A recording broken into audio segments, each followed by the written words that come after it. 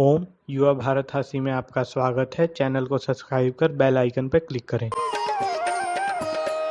नरोहित आहार विहार सेवी समीक्षकारी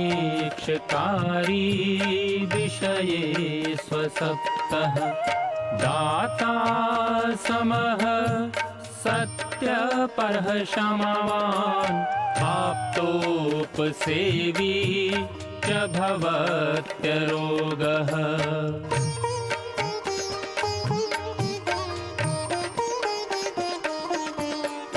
मतिर्वचः कर्म सुखानुबन्धी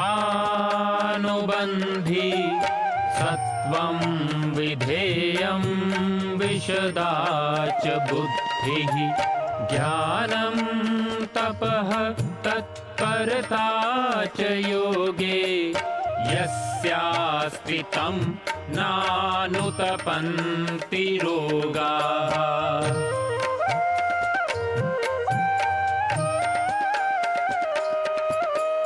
योगेन चित्तस्य पदेन वाचां मलं शरीरस्य च वैद्यकेन योपाकरोतं प्रवरं मुनीनां पतञ्जलिं प्राञ्जलिरानतोऽस्मि पतञ्जलिं प्राञ्जलिरानतोऽस्मि पतञ्जलिं प्राञ्जलिरानतोऽस्मि।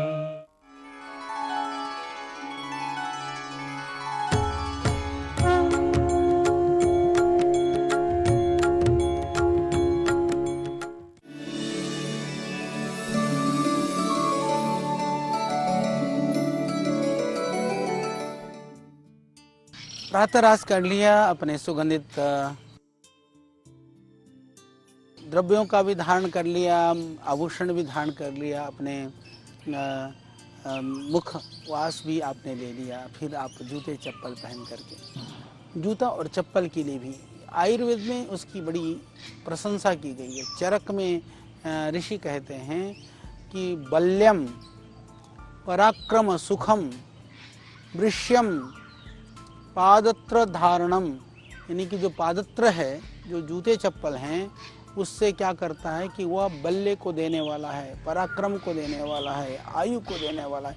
यानी इतनी प्रशंसा की गई है कि सर्दी गर्मी से रक्षा के अलावा वाला हमको पैरों में आराम मिलता है, कांटों से। प्राचीन काल में तो जो जंतु जानवर जंगल में होते थे उन सब से भी वो रक्षा करता था, रोगाणुओं से भी बचाता है। इतना ही नहीं कि जो चप्पल या जूते का धारण है वो फैशन के लिए नहीं था, यानी मुख्य काम था पैरों को आराम मिले, पैरों की रक्षा हो।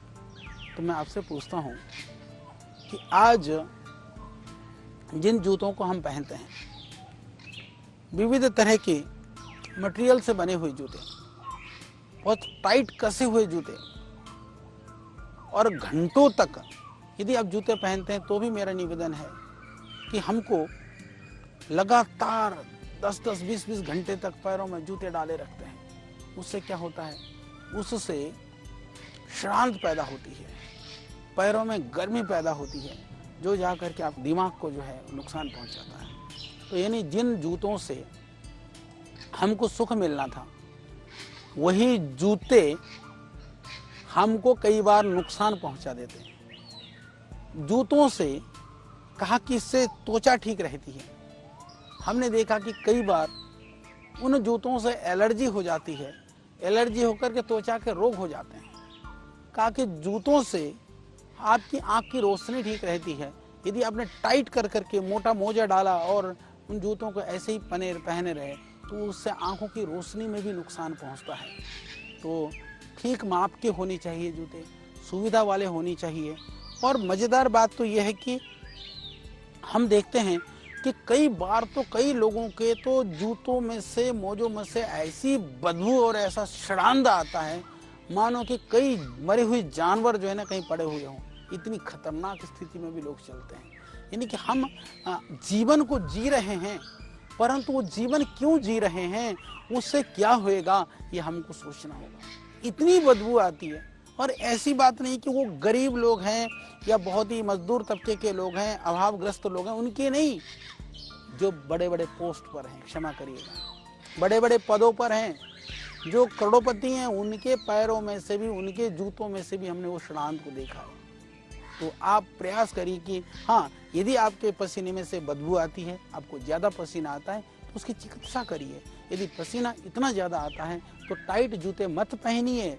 सर्दी भी है तो आप चप्पल के ऊपर मोजे पहन लीजिए या थोड़े से जूते का साइज ठीक रख लीजिए। कपड़े का जूता पहनिए, आप चमड़े का जूता मत पहनिए। ये तो हमको समझना होगा, सोचना होगा। अपनी प्रकृति के अनुसार, अपने रोगों के अनुसार हमें जूतों का और चप्पल का चयन करना चाहिए। ये आयुर्वेद आज से हजारों वर्ष पहले ऋषि लोग कह गए। चरक से लेकर के महर्षि सुश्रुत से लेकर के सारे महर्षि इस बात को कह करके गए। और इसी तरह से आज फैशन में माता बहनों को देखो, ऐसे ऊंची हील वाली, हिल तो हमने पहाड़ को सुना था, चप्पल में भी हिल होने लगा।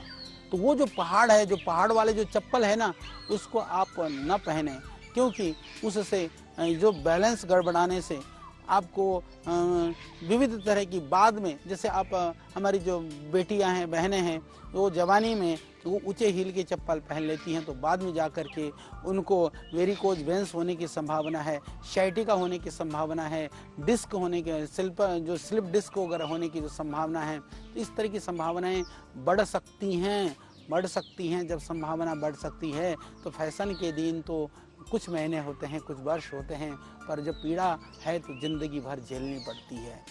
तो इसीलिए ऊंची एड़ी वाले जूते, चप्पल, ये कोई सुविधा भी नहीं मिलता इससे, ये असुविधाजनक तो ही है, साथ साथ में बहुत तरह की समस्याओं को भी उत्पन्न कर सकते हैं।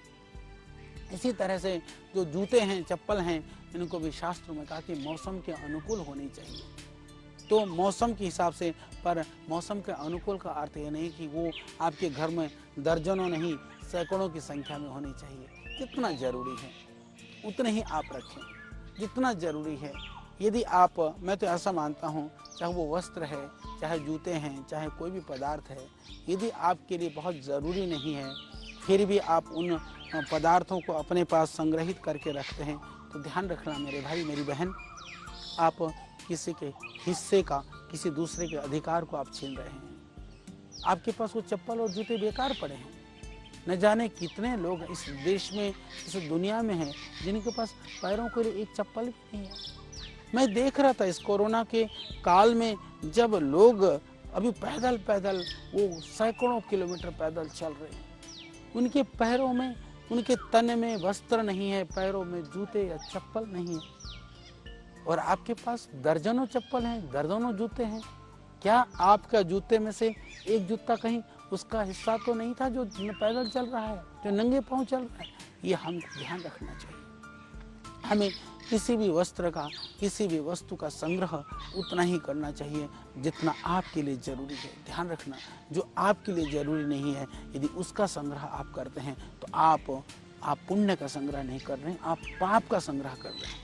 तो यही बात है, क्योंकि मैं देखता हूँ बहुतों के घर में, घर छोटा है, चप्पल इतनी है, यदि खोलो दराज तो चप्पल धड़धड़ा के गिरते हैं, घर में घुसो तो चप्पलों के चट्टे लगे हुए हैं, चप्पल जूते, क्या करेंगे इसका? जितना ज़रूरी है, मिनिमम जो हमारे रिक्वायरमेंट है, आप उसके हिसाब से ही इन चीज़ों का संग्रह करिए, इससे ज़्यादा कभी भी कभी मत करना।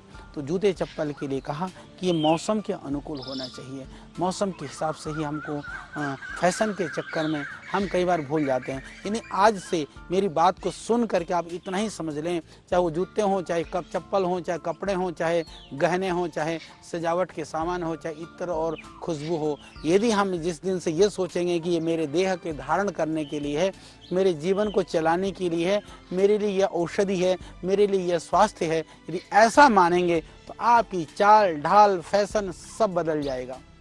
और इससे ऐसा नहीं कि दूसरे की दृष्टि में आप कहीं बेढंगे लगोगे, आप और सुंदर दिखोगे, आप और सुंदर लगोगे। तो इन सब चीज़ों को सिर्फ फैशन के फेर में नहीं, अपितु जीवन धारण करने के उद्देश्य से हम इनको जीवन में स्वास्थ्य की दृष्टि से ही हम इनका धारण करें, इनका प्रयोग करें, तो मानसिकता बदल जाएगी, तो चीज़ें तो थोड़ी सी बदलेंगी पर आनंद बहुत ज़्यादा आएगा। तो उस आनंद के लिए आप जूते चप्पल का धारण करते हैं तो पैरों में बल मिले, व्यक्ति अपना आराम से चल सके। लोग कहते हैं, कई बार हम लोग अपने साइंटिस्टों को, अपने हमारे जो विद्यार्थी हैं विश्वविद्यालय में हैं, कभी हम कहते हैं चलो आज हम आपको जड़ी बूटियों का ज्ञान के लिए पहाड़ के लिए लेके जाते हैं। हम ले जाते कहते हैं गुरुजी हमको तो पता ही नहीं था, अब हमको पैदल चलाएंगे, हमने तो ऐसे जूते ही नहीं पहने, हमने तो ऐसे चप्पल ही नहीं पहने। भाई मेरा तो एक ही यही है, जो चप्पल है हम तो पहाड़ में ले जाओ, जंगल में ले जाओ, मैदान में ले जाओ,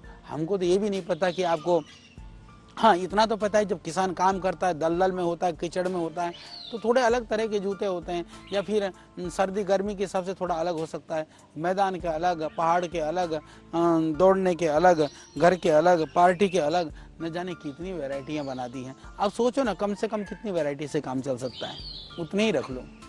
अधिकता से कितनी अधिक वैरायटी संग्रह हो सकता है, इसका अंत नहीं है। हमेशा इसलिए हमारे शास्त्रों में कहा कि कोई भी अति का कोई अंत नहीं है, इसीलिए मिनिमम का अंत है, कम से कम का अंत तो ही है। इसलिए हम अधिकता के चक्कर में ना पड़ करके हम ये ध्यान रखें कि कम से कम वस्त्र, कम से कम जूते, और यह शरीर के धारण करने के लिए हैं, ये शरीर को बनाने के लिए हैं, रोगों से मुक्ति के लिए है। हम इसको ध्यान रखें, इसको ध्यान में रखते हुए जूते और चप्पलों का धारण करें। ध्यान रहे, यदि आपके घर में जो फालतू जूते चप्पलों का जो ढेर है ना, वो प्लीज़ किसी को दान कर दीजिए, किसी ज़रूरतमंद को आप दे दीजिए। वो घर में उसको चट्टा लगाने का कोई लाभ नहीं है। जितना कम से कम ज़रूरी है उतने का ही प्रयोग कर लो, क्योंकि हमको लगता है कि दूसरा दिखेगा तो दूसरा हमारी प्रशंसा करेगा। दूसरा प्रशंसा करे या न करे, रोगना आप होंगे, बीमार आप पड़ेंगे, स्वस्थ आप रहेंगे, तो उसका प्रभाव और उसका सुख दुख वो आपको ही भुगतना होगा। अब दूसरों के लिए ना सही, अपने लिए तो आप सोचेंगे ना। तो आज से इसको ज़रूर सोचना। जितने भी मेरे यंगस्टर्स हैं, युवक, हमारे जो युवक और युवतियाँ, जो जवान लड़के लड़कियाँ जो आप इस कार्यक्रम को देख रहे होंगे, तो आपको समझ में आ रहा होगा कि कितने फालतू कपड़े, कितने फालतू जूते, कितने फालतू चप्पलें, ये तुम्हारे लिए सुख का कारण नहीं, तुम्हारे लिए दुख के कारण है। कितना समय खराब करते हो आप इसमें, उसको चयन करने में, छांटने में, ढूंढने में। ये पहन लिया, ये तो ठीक नहीं लग रहा, इसको उतार दो, चलो अब ये डाल लो, अरे ठीक लग रहा, ये भी नहीं लग रहा। फिर कुछ कपड़ा पहन लिया, अरे मैं ठीक लग रहा हूँ, मैं ठीक लग रही हूँ। और इतना ही नहीं, आजकल तो क्योंकि हमारे पास सोशल मीडिया और इतना एडवांस ही सारी टेक्नोलॉजी आगे बढ़ गई है, तो हम उसमें से भी दिखा रहे हैं, देखना भाई मैं कैसा लग रहा हूँ, कैसे लग रही हूँ। मैं एक बात निवेदन करना चाहता हूँ कि आप अपने को सुंदर लगने के लिए वस्त्रों का धारण करिए, अपने को सुंदर लगने के लिए जूतों का धारण करिए, तो दूसरों को सुंदर जरूर लगोगे। दूसरे को सुंदर लगने के लिए यदि वस्त्र और जूतों का धारण करोगे, दूसरों के सुंदर लगने के फेर में, जैसे हमने कहा ना कि आप चले थे हंस बनने के लिए, कहीं कौवा बन करके न रह जाएं, ये ध्यान रखना। ये बात थोड़ी सी कड़वी है, क्योंकि हमने देखा है लोग हंस बनने की फेर में इतना केमिकल, इतना विविध तरह के महंगे महंगे खर्चीले, कितना फैशन, कितना मेकअप खतरनाक रूप से करते हैं। बाद में स्किन खराब हो जाती है, स्किन ड्राई हो जाती है, और फिर बंदर बन के रह जाते हैं। चले थे तुम सुंदर बनने के लिए, चले थे मेनका और उर्वशी बनने के लिए, और बन जाती है बंदरिया, तो क्षमा करिएगा, बहुत खतरनाक हो जाता है। तो इसीलिए आपको ध्यान रखना है, हमको उर्वशी भी नहीं बनना, हमको स्वर्ग की अप्सराएं भी नहीं बननी, स्वर्ग के देवताएं भी नहीं बनने, और हमको यहाँ पर जो इस धराधाम पर जो बने हुए जो मनुष्य से इतर जो योनियाँ है ना, प्राणी भी नहीं बनना। हमको सिर्फ मनुष्य बनना है, मनुष्य बन करके ही हम ठीक से रहें, इतना ही हमारे लिए ज़रूरी है। तो मैं बात कर रहा था जूते चप्पल की, इसी कड़ी में मैं बताना चाहता हूँ। उसके बाद फिर आता है हमारे शरीर की सुंदरता के लिए, जैसे दाढ़ी, मूछ, सर के बाल, नाखून, तो ये चीज़ें। क्योंकि अब नाखून की बात करूँ तो नाखून कहते हैं मुझे, वो कई लोगों के वो लंबे लंबे नाखून याद आने लगते हैं, वो खतरनाक नाखून। मैंने तो ऐसे मैं कई लोगों को जानता हूँ, हमारे ऑफिस में भी, हमारे स्टाफ में भी हैं। वो मेरी बहनें कुछ ऐसी ऐसी हैं, वो आती हैं तो जैसे ना उनका यहाँ खरोंच अपने नाखूनों से ही अपने छिलती रहती हैं। क्यों? वो गलती से नाखून लग जाता है, छिल जाता है। यानी कि तुम्हारे नाखून तुम्हारे ही छीलने का काम कर रहे हैं, तुम्हारे दुश्मन हैं, फिर भी तुमको नाखून लंबे चाहिए। उससे क्या सुंदरता दिखती है। नाखून तो कटे हुए, साफ हाथ, सुंदर आपके त्वचा की जो सुंदरता है, वो नेचुरल ग्लो है, वही तो सुंदरता होनी चाहिए। बाल भी हम देखते हैं कई लोगों के जो फैशन में आज आप देखोगे बहुत दुर्दशा है। इसकी हम कितनी भी चर्चा कर सकते हैं। जब मैं बोल रहा हूँ तो आपको दिख रहा होगा, हरे, पीले, काले, नीले, विविध तरह के रंगों के बाल वाले, रंग वाले, ऐसे ऐसी शक्ल सूरत वाले बंदरों की तरह से घूमने वाले मैं तो देखता हूँ लड़कों में तो विशेष करके। और कटिंग भी आजकल इतने तरह की कटिंग्स बनाने लग गए लोग, न जाने असंख्य कटिंग है, और उनको किसी से संतुष्टि होती नहीं, किसी से पहले हर तरह से असंतुष्टि है। ये कटिंग कर लिया तो भी असंतुष्टि, ये कलर लगा लिया तो भी असंतुष्टि। तो संतुष्टि कहाँ जा कर के होगी? संतुष्टि होगी बालों को ठीक से काट लीजिए। और विविध तरह के आजकल तो बालों को चिपकाने के लिए भी वो अलग अलग तरह के, जैसे आदमी जैसे होता है ना, वो जो सेही का कांटे, एक जानवर होता है जंगल में, इस तरह के वो बाल खड़े रहते हैं। या कभी कभी ऐसा लगता है कि जैसे जो सूखे पेड़ों के जो झाड़ नहीं होते, ऐसे झाड़ जैसे खड़े कर करके घूमते हैं। तो वहाँ कहाँ सुंदरता है? कहाँ? हमको तो दिखती नहीं वहाँ पर सुंदरता, पर हमने मान लिया है कि ऐसा करना ये फैशन है, ऐसा करना सुंदरता है। जब मानने की ही बात है तो संवार करके रहने को सुंदरता मान लो, नाखून काट करके रहने को सुंदरता मान लो, दाढ़ी मूछ साफ सुथरे ढंग से कटे हुए हों, यदि बड़े भी हों तो उसको थोड़ा सा सफाई कर करके रखने को सुंदरता मान लो। तो इससे बेहतर ये सच में ही ये सुंदरता है। कई बार क्या होता है कि वो सुंदरता होती नहीं है, हम मान लेते हैं। तो मानना ही है तो ये जानवर पने को सुंदरता हम क्यों माने? संवरना ही है तो संवर करके आप रहिए। तो ये सब नाखून वगैरह को आयुर्वेद में दृष्टि में देखें, शास्त्रों में देखें, ये इसको नाखून को अपवित्र माना गया, ये मलमूत्र का भाग माना गया। बालों को अपवित्र माना गया, मलमूत्र के पदार्थों का सूक्ष्म भाग माना गया है। तो इसलिए इनको बार बार समय पर काटना, समय पर साफ करना, समय पर ठीक करना जरूरी है। क्योंकि नहीं तो जो सूक्ष्म जीवाणु, रोगाणु, ये चिपकने के लिए जगह है, ये कहीं भी कुछ भी आकर के चिपक जाएगा, कहीं से भी कुछ भी आपको शरीर को नुकसान पहुंचाएगा। इसका ध्यान रख लीजिएगा। और जहाँ तक हो सके इनको छोटा रख लीजिए, इनको साफ सुथरा रख लीजिए। बस इतना ही मेरा निवेदन है। तो इससे जो शरीर की स्वच्छता बनी रहेगी, शरीर स्वच्छ होगा तो निरोग होगा, निरोग होगा तो सुंदर होगा, सुंदर होगा तो ताजगी आएगी, ताजगी आएगी तो शरीर की पुष्टि होगी, आयु की वृद्धि होगी। तो इससे फिर आप बड़ा आनंद में आप होंगे। तो इसी तरह से जैसे मैं कहना चाहता हूँ कि हम ये शरीर की पुष्टि तुष्टि की बात करी, आँखों में सुरमा, फिर उसके बाद में सारी चीज़ों का वर्णन कर रहे हैं। तो हम बताना चाहते हैं कि आँखों में सुरमा भी तो स्वास्थ्य को बनाने के लिए ज़रूरी है ना। तो सुरमा आजकल तो माता बहनें काजल लगाती हैं, सुरमा लगाती हैं, फैशन के लिए तो लगाती हैं। पर निवेदन करना चाहता हूँ कि आयुर्वेद के हिसाब से फैशन उसका प्रयोजन नहीं है, वो आँखों की रक्षा के लिए, आँखों की रोशनी बढ़ाने के लिए है। यदि आप नियमित रूप से सुरमा लगाते हैं तो इससे, इस सुरमा से आप अलग अलग तरह के जो नेत्र बिंदु हैं, आई ड्रॉप डालते हैं, तो ये आँखों में डालते रहना चाहिए। जैसे हमारे यहाँ हमने एक अभी सौम्य कर करके एक आई ड्रॉप बनाया, बहुत सुंदर है, क्योंकि तीक्ष्ण जो दृष्टि है बहुत अच्छी है पर वो लगती है। तो इस तरह से आँखों के लिए जो उचित औषधि है, आई ड्रॉप है, उसको डालना और उसके साथ में काजल लगाना, सूरमा लगाना, ये आयुर्वेद के अंतर्गत है। ये आयुर्वेद की औषधियों प्रयोग हैं ये। इसलिए क्योंकि अग्नि जो है, जो नेत्र है ना, वो अग्नि तत्व प्रबल होता है, अग्नि तत्व प्रधान इंद्रिय होता है। इसीलिए अग्नि का विरोधी होने के कारण से जो कफ दोष है इस पर ज़्यादा आक्रमण करता है। इसीलिए नेत्र को रोगों से बचाने के लिए, इसको स्वस्थ रखने के लिए, कफ दोष को दूर करने के लिए तो अंजन का प्रयोग जरूर करना चाहिए। और इसमें आयुर्वेद के अंदर तो विविध तरह के जड़ी बूटियों का, विविध तरह के प्रयोगों का वर्णन किया गया है। यदि सरल में यदि आपको बताऊं तो आँख के लिए जो सूरमा बनाने के लिए जो मेरी माताओं बहनों ने बताया, एक सरल उपाय है। प्राचीन काल में या जो गांव में देहात में रहते अभी भी करते हैं। आप गाय के घी के बाती को घी में रख करके तेज बत्ती जला करके ऊपर एक बर्तन रख देते हैं, तो धीरे धीरे काजल इकट्ठा हो जाता है। बहुत लाभकारी है। बना हुआ काजल भी औषधीय गुणों से युक्त हो तो आप उसको प्रयोग कर सकते हैं। इस तरह से आँखों का जो रोग है, आँखों की जो बीमारी है, ये सब उससे समाप्त हो जाएंगे, इससे ये स्वच्छ हो जाएंगे और ये बहुत लाभकारी है। तो इसके लिए हमको ध्यान रखना है। पुरुष लोग भी कई क्षेत्रों में काजल वगैरह लगाते हैं, परंतु कई जगह पर नहीं लगाते हैं। तो जिन क्षेत्रों में यूज करते हैं, यूज कर सकते हैं, नहीं करें तो कोई बात नहीं, पर माताएं बहनें इसका प्रयोग करती हैं तो करें। पर हमको तो याद है बचपन में हमारी माताएं हमको, माँ जो है ज़रूर काजल लगवाती थी। तो बच्चों को तो आप ज़रूर काजल लगवाइए, औषधि युक्त काजल लगाइए, उससे उनकी आँखों की रोशनी बढ़ेगी, आँखों की रक्षा होगी, ये बहुत ज़रूरी है।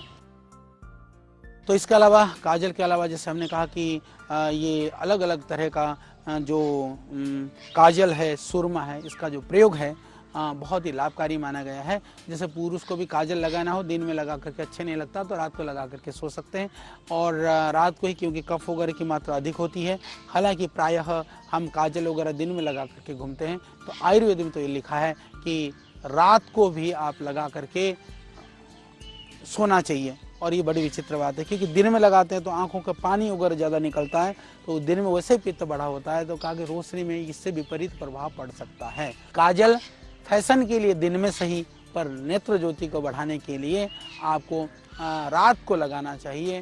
रात को लगाने के लिए अंजन का प्रयोग भी रात को लगाने के लिए कहा है। सुरमा को भी प्रातः काल लगाने के लिए कहा है। और जो आँख में डालने की औषधियाँ भी हैं, या तो सूर्योदय से पहले या सूर्यास्त के बाद में डालने पर वह ज़्यादा लाभकारी होता है। ये बाहर के जीवाणुओं से, कीटाणुओं से रक्षा करता है, और ये आपके पलकों को, जो पलकों के बाल हैं, आँखों की जो सुंदरता है, उसको भी बना करके रखता है। इसीलिए इसकी आवश्यकता है। तो इसके बाद में जैसे आपने सब कार्य कर लिया, तो इसके एक काम रह जाता है भोजन। भोजन के विषय में हम बहुत विशद चर्चा करने वाला हैं। एक पूरा मैंने सोचा है कि इस बार हम भोजन की बहुत गहरी चर्चा करेंगे। तो आयुर्वेद के अनुसार जो स्वास्थ्य को बना के रखने के लिए भोजन बहुत ज़रूरी है। भोजन को ही सब आरोग्य का मूल माना गया है। तो उचित मात्रा में, उचित समय पर भोजन करना, बार बार मैं आपको इस बात को बताता हूँ। तो भोजन की मात्रा कितनी होनी चाहिए, हमारी जो पाचन शक्ति है वो उस पर निर्भर करता है, उसके हिसाब से हमको भोजन लेना चाहिए। और अलग तरह के जो हमारा खाद्य पदार्थ हैं, चावल है, जौ है, दलिया है, और अलग अलग तरह से जो पचने के लिए लाभकारी हैं या जो प्राकृतिक हैं, ये बहुत ज़्यादा ज़रूरी है। हमको हल्के पदार्थ हों और पचने वाले हों और भूख को बढ़ाने वाले हों, तथा जिनका पाचन शक्ति जो है जिससे बढ़े, यानी कि भोजन का तात्पर्य है पाचन शक्ति को बढ़ाने वालों, यानी पच भी जाए, नहीं दोनों ही बातें हैं। भोजन से शक्ति मिलती है, शक्ति से पाचन शक्ति की शक्ति बढ़ती है। तो इसलिए जो पचे, पाचन शक्ति को बढ़ाए, ऐसे भोजन को हम खाएं, तो ऐसे भोजन से पाचन शक्ति की अभिवृद्धि होगी। तो अति मात्रा में भोजन ना लें, ज़्यादा गरिष्ठ आहार न खाएं। जैसे हमने कहा कि आगे से कुछ हम बात करेंगे, चर्चा करेंगे। विरुद्ध आहार विपरीत पदार्थ है कि कई बार एक दूसरे के विरुद्ध हैं या कुछ शरीर के पचने में भारी होते हैं। इन सब को भी हम ध्यान रख करके भोजन का उचित मात्रा में हम प्रयोग करें। तो भोजन की भी हम चर्चा करेंगे। तो ये जो आपके लिए ज़रूरी था, जो दिनचर्या के अंतर्गत किन किन चीज़ों को हमको ध्यान रखना है, किन किन चीज़ों के लिए हमको सावधानियां रखनी हैं, ये मैंने आपको बताने का प्रयास किया है। इसी निरंतरता में हम आगे करेंगे कि हमारे जीवन के लिए और क्या ज़रूरी है। खाना भी खा लिया तो विचार का भोजन भी तो चाहिए ना, व्यवहार का भोजन भी चाहिए। तो आयुर्वेदोक्त जो व्यवहार है, जो विचार है, हम इसके बाद उसकी चर्चा करेंगे। तो तब तक आप मुझे दीजिए विदा। ओम नमस्ते, प्रणाम। ऋषियों के ज्ञान से लेकर प्रकृति के वरदान तक, आयु के विज्ञान से लेकर आयुर्वेद के सिद्धांत तक, प्राचीन चिकित्सा पद्धति के हर पहलू का प्रासंगिक विवेचन। ऋषिकल श्रद्धेय आचार्य बालकृष्ण जी द्वारा सरल भाषा में स्वरचित सृजन। हिंदी, अंग्रेजी सहित विश्व के 70 से अधिक भाषाओं में लाखों की संख्या में प्रकाशित बेस्ट सेलर अद्वितीय ग्रंथ आयुर्वेद सिद्धांत रहस्य। आज ही करना है, आयुर्वेद से स्वस्थ जीवन का आधार पाएं।